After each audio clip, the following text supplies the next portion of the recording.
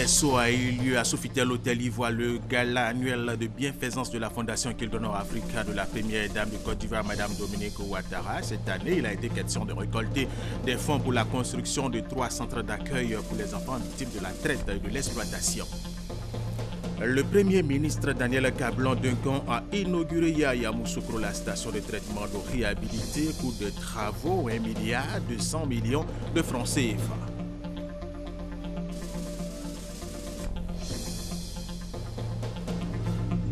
Le Conseil de sécurité des Nations Unies a adopté hier vendredi une résolution qui s'attaque pour la première fois aux abus sexuels commis par les casques bleus. Nous en parlons dans cette édition.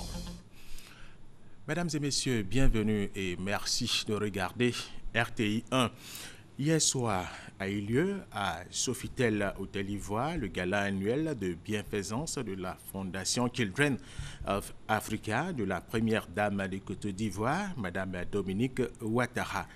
Cette année, il a été question de récolter des fonds pour la construction de 3 centres d'accueil pour les enfants victimes de la traite et de l'exploitation. Au cours de ce gala, la première dame de Côte d'Ivoire, la présidente fondatrice de Children of Africa, a lancé un appel aux donateurs pour qu'ils soutiennent cette action. Nous écoutons Madame Dominique Ouattara. Mesdames et messieurs, chers donateurs, vous avez répondu de façon exceptionnelle à l'invitation de la Fondation Children of Africa et j'en suis très heureuse. Vous nous avez également démontré votre générosité au-delà de nos attentes, dans l'unique but d'atteindre l'objectif que nous nous sommes fixés, venir en aide aux enfants en détresse. En effet, la Côte d'Ivoire est confrontée à l'épineuse question du travail des enfants depuis plusieurs décennies. Dans ce contexte, de nombreuses actions sont entreprises avec des partenaires nationaux et internationaux en vue d'éradiquer ce phénomène dans notre pays. Le gala de ce soir a pour but de permettre la construction et l'équipement de 3 maisons d'accueil pour enfants en détresse à Bouaké, Ferkessédougou et Soubré. Comme vous l'avez vu dans le film, ce projet d'envergure est estimé à 3 milliards de francs CFA au total. Il s'agit de la somme qu'il nous faudra recueillir ce soir grâce à votre générosité.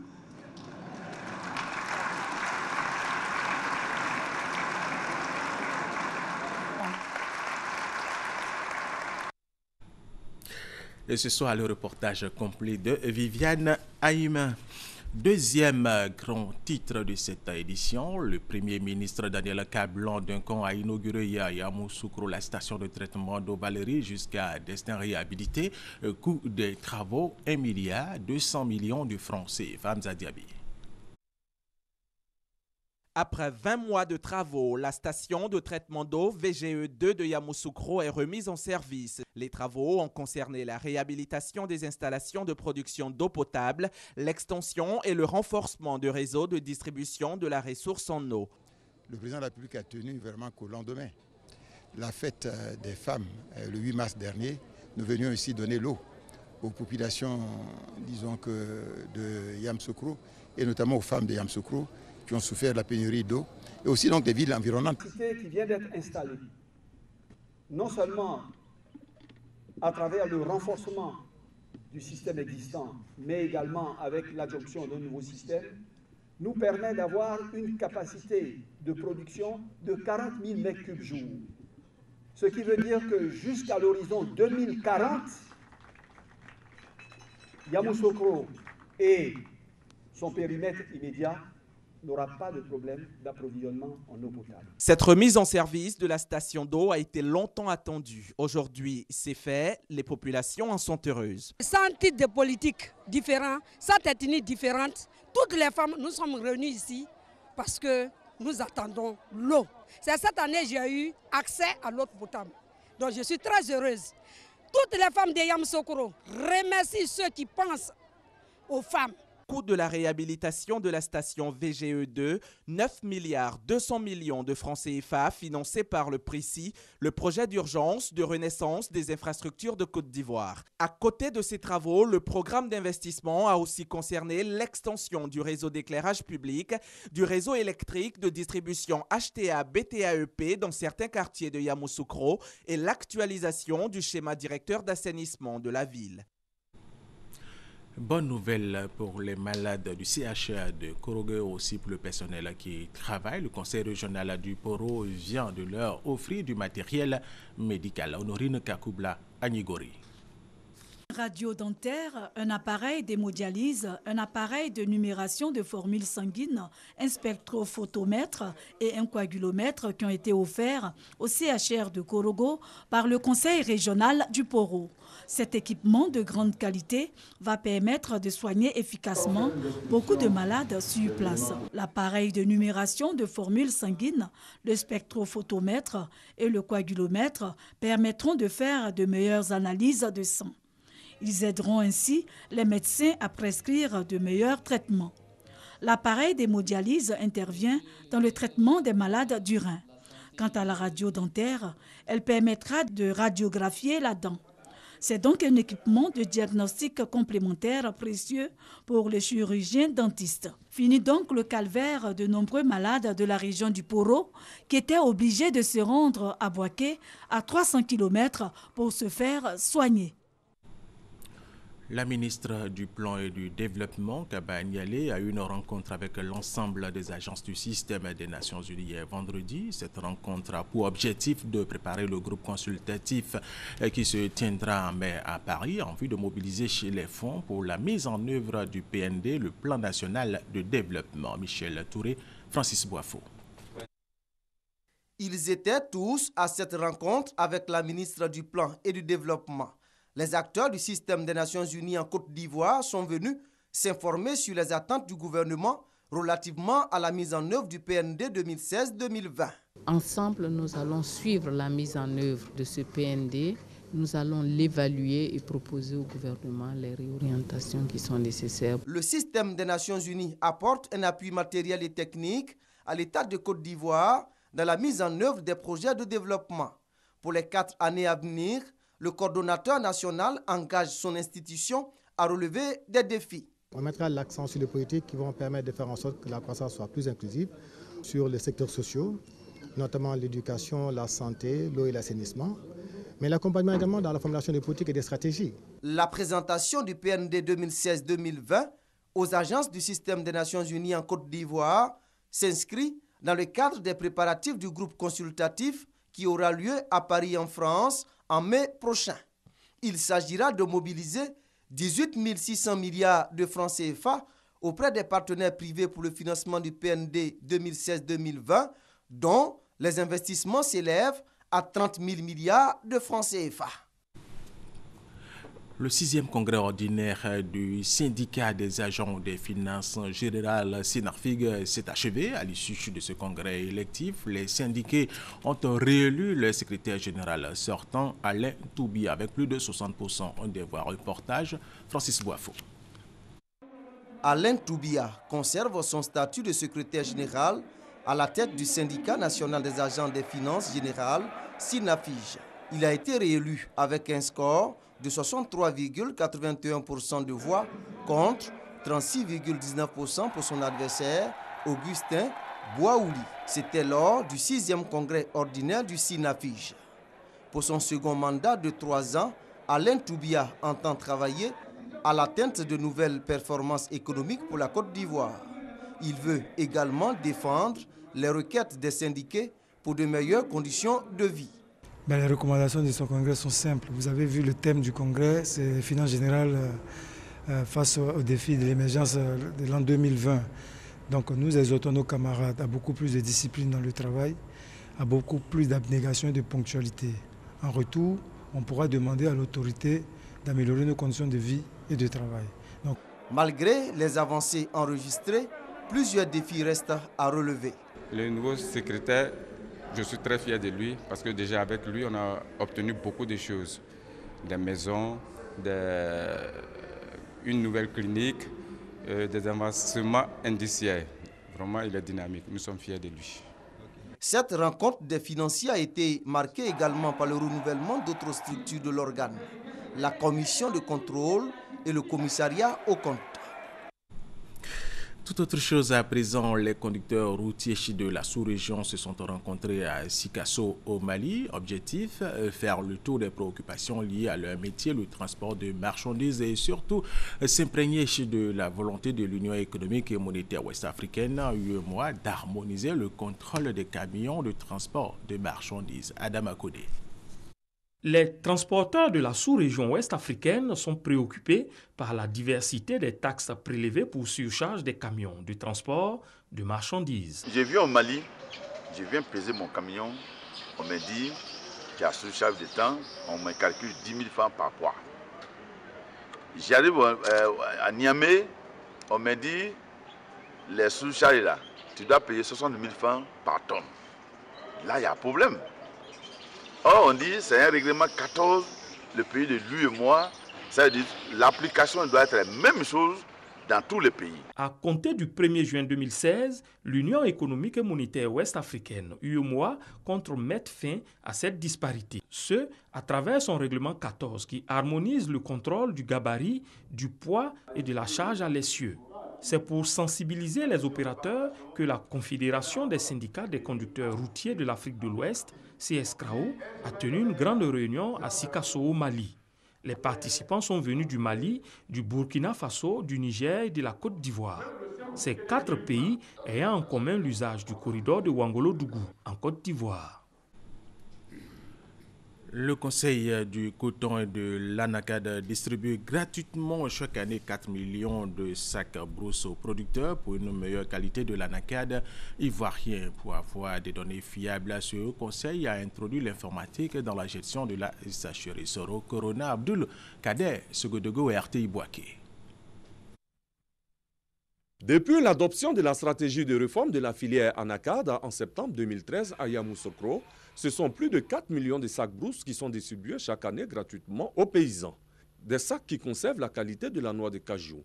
Pour une meilleure utilisation de ces sacs et surtout avoir la traçabilité de la sacherie, le Conseil du coton et de l'Anacad forme les agents. Les paysans peuvent retenir qu'aujourd'hui, avec l'informatisation de notre processus de gestion de la sacherie, nous saurons exactement combien de sacs nous avons donné à chaque acteur, que ce soit les producteurs, les acheteurs et les exportateurs, ce qui va nous permettre de mieux suivre nos sacs.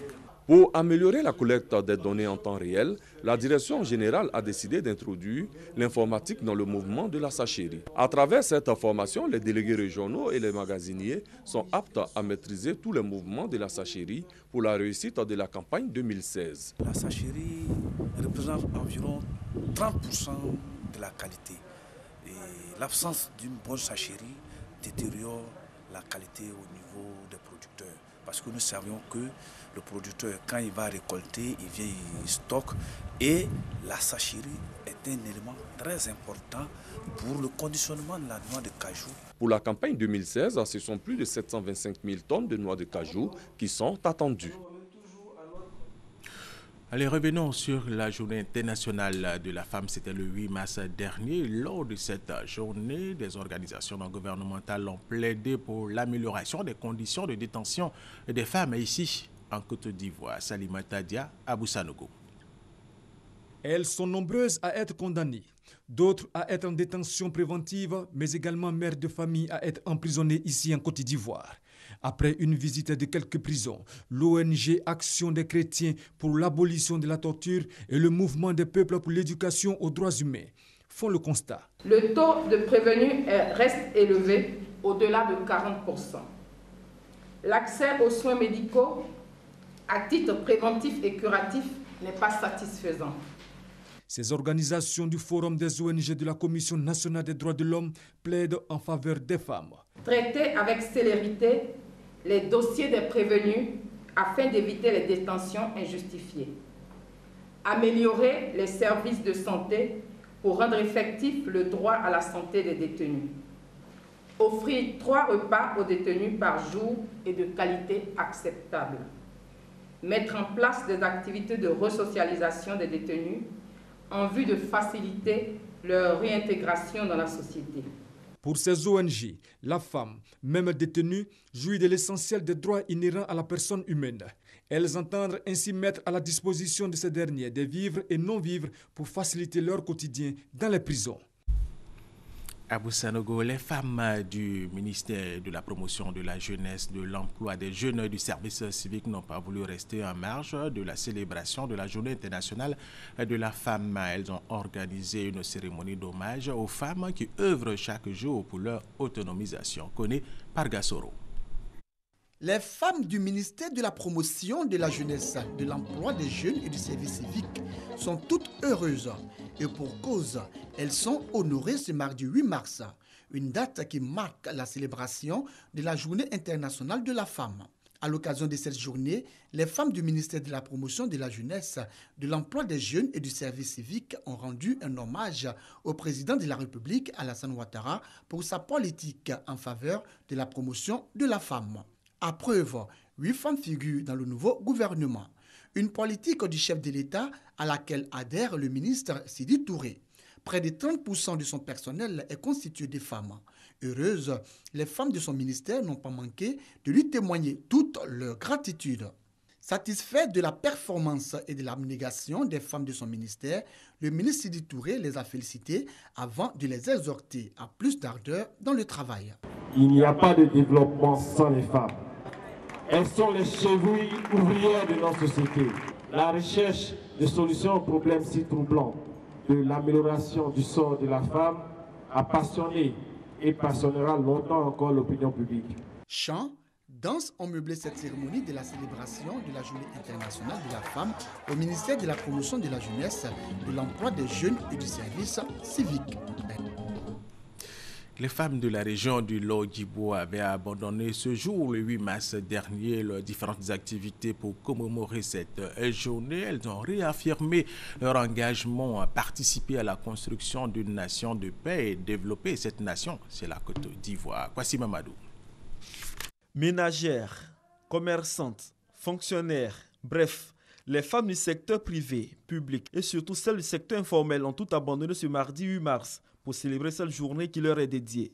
Ces femmes veulent marquer leur volonté à être autonomes financièrement, une situation qui leur permettra d'accompagner le développement de la région du Lodjibois. C'est une opportunité pour nous de faire le bilan de toutes les actions qui sont entreprises en faveur des femmes.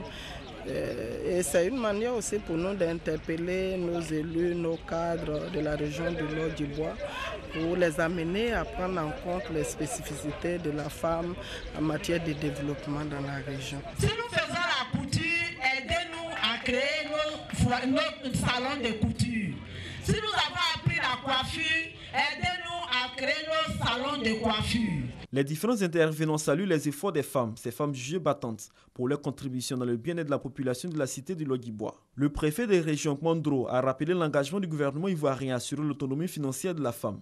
Et cela passe selon lui par la formation, l'entrepreneuriat féminin, l'accès aux besoins sociaux de base et surtout l'alphabétisation des femmes. La directrice régionale de la promotion de la femme, de la famille et de la protection de l'enfant a exhorté les femmes du Lodjibois à des modèles dans la politique de promotion de la femme mise en place par le gouvernement. Les femmes d'Agboville et de Songon ont été célébrées dans la ferveur totale, à l'instar de leurs sœurs des autres régions. Dans toutes les interventions, on a parlé de l'autonomisation de la femme. Regardez. Fréquenter les lieux d'apprentissage et de formation en vue d'acquérir son indépendance vis-à-vis de l'homme. Sont les mots de Gisèle Ndouanguessan, directrice régionale du ministère de la Femme assesseur de l'Agnébitiassa, à l'occasion de la célébration de la Journée internationale de la femme. La diversité de la formation permettra à ces femmes de saisir toutes les opportunités qui s'offrent à elles pour parvenir à leur autonomisation financière et à contribuer au bien-être de leur famille. À Songon, région des Lagunes, les femmes ont été également célébrées. Ici encore, Gisèle Ndoua a félicité les femmes de Songon et adressé ses félicitations à ses sœurs pour leur initiative dans le concours culinaire, ainsi que les témoignages édifiants des femmes ayant réussi dans le monde des affaires. Les autorités administratives et politiques de la région ont pris part à cette célébration marquée par un grand défilé. Refermons la page de la Journée internationale de la femme pour parler d'autre chose et rendons-nous à Bassa Mandougou dans le département de Wanino où la plateforme Bafing de demain est allée au secours des populations sinistrées, des populations qui ont vu leurs habitations ravagées par un incendie à Boussanogo.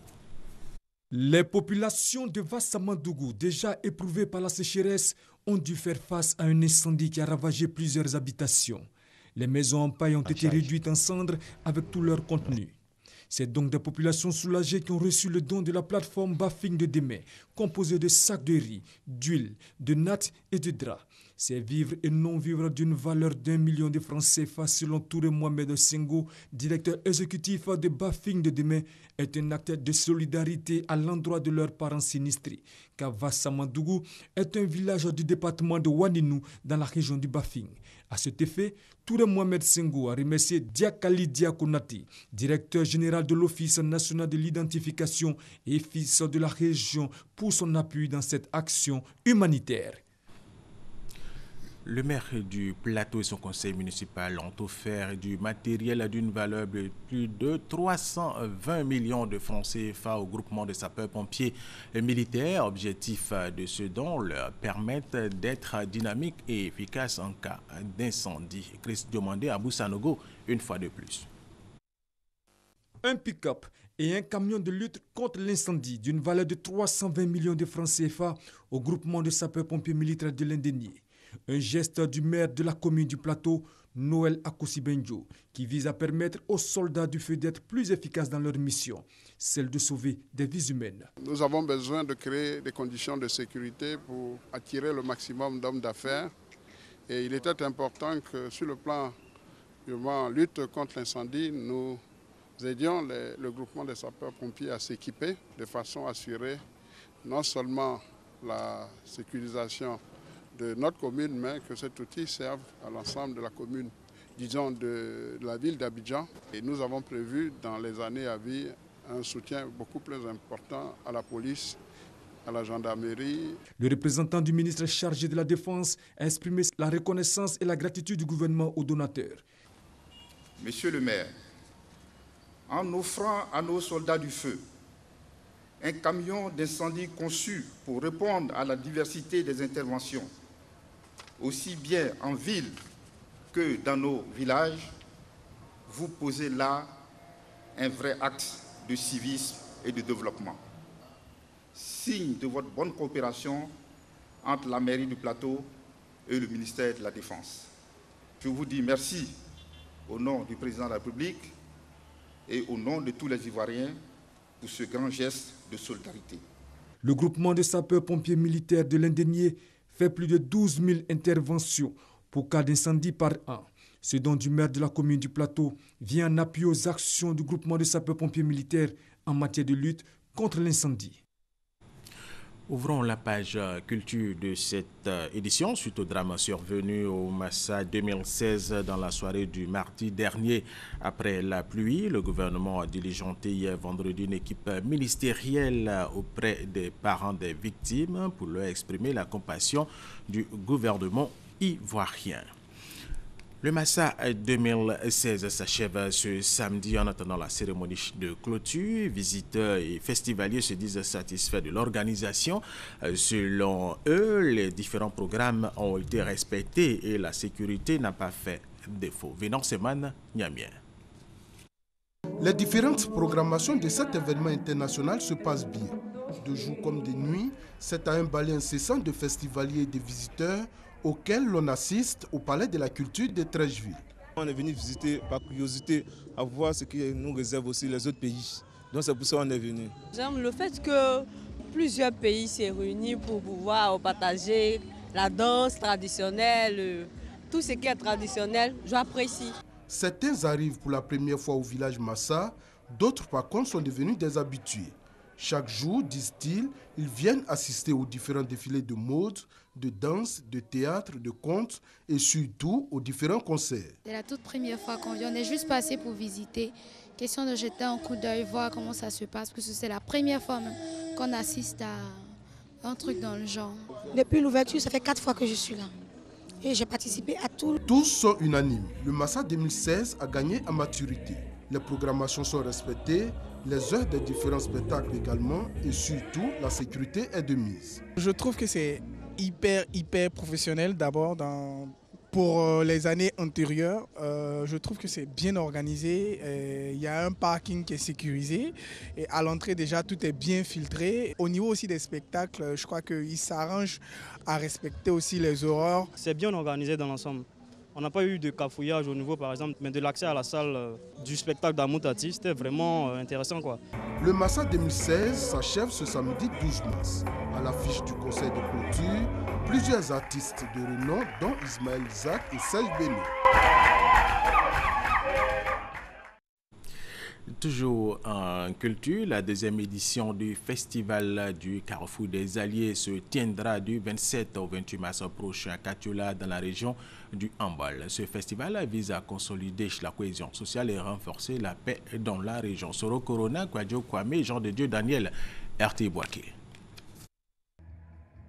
Mettre en avant les alliances interethniques pour la consolidation de la cohésion sociale et le renforcement de la paix dans la région du Hambal. Telles sont les motivations qui ont suscité la création du Festival Carrefour des Alliés. Prévu pour les 27 et 28 mars prochains, la deuxième édition de ce rendez-vous culturel attend 3000 festivaliers en provenance des 17 régions du pays. Quand il s'agit d'une question de culture, on ne se pose pas de questions, on vient spontanément et on participe parce qu'autour de l'amusement, on réussit à fédérer les points de vue, on réussit à briser toutes les barrières. Voilà pourquoi on a créé le Festival Carrefour des Alliés. Katiola a l'avantage de rassembler trois principales ethnies qui sont alliées, les Mangoro, les Djimini et les Tagwana. Et de ce point de vue-là, c'est un creuset et en même temps un modèle d'alliance qui peut s'élargir à l'ensemble de la Côte d'Ivoire. La cérémonie de lancement de cet événement culturel a été un moment de retrouvailles entre les cadres et élus de la région du Hambal. Ces élus et cadres ont appelé les peuples Tagwana, Djimini et Mangoro à s'approprier le festival. Il faut absolument donc que les cadres s'intéressent à cela pour assurer la relève le jour où nos fonctionnaires seront affectés pour que ce festival survive et qu'il continue à faire la promotion de la ville de Katiola. À travers le festival Le Carrefour des Alliés, la région du Hambal veut donner forme à son expression culturelle.